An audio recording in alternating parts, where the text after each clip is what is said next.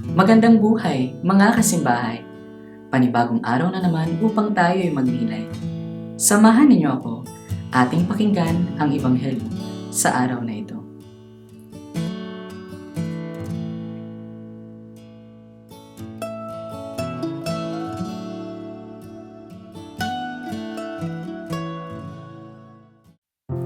Ang mabuting balita ng Panginoon ayon kay San Lucas.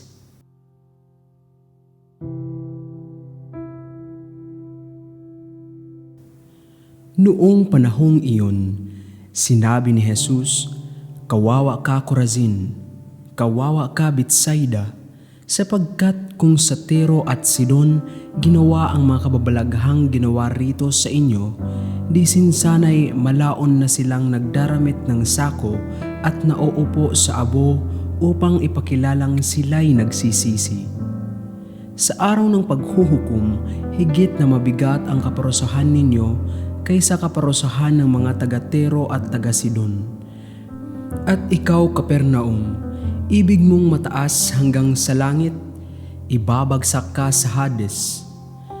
Ang nakikinig sa inyo'y nakikinig sa akin, ang nagtatakwil sa inyo'y nagtatakwil sa akin, at ang nagtatakwil sa akin ay nagtatakwil sa nagsugo sa akin." Ang mabuting balita ng Panginoon. Pagsasaliwa. Kawawa ka, Corazin! Kawawa ka, Betsaida! May binabanggit si Jesus ng mga bayang hindi tumanggap sa Kanya.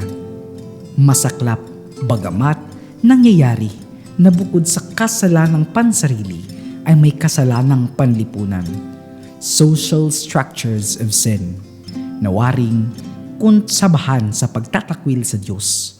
Maaari pang mangyari na may mga puok na nagmamalaki pa sa kanilang katigasan ng puso. Mahirap ang itakwil ng Diyos dahil tayo'y nilalang niya at sa Kanya nakasalalay ang ating buhay. Ang nakikinig sa inyo'y nakikinig sa akin. Ang nagtatakwil sa inyo'y nagtatakwil sa akin. At ang nagtatakwil sa akin ay nagtatakwil sa nagsugo sa akin. Ito ay isang pampalubag loob ni Jesus sa mga sugo niya sakaling sila rin ay itakwil ng mga pupuntahan nila. Kung si Jesus nga'y itinakwil, aasa pa ba ang kanyang mga alagad na higit na pagturing? Kung mayroon man tayong dapat itakwil, ito ay ang ating mga kasalanan.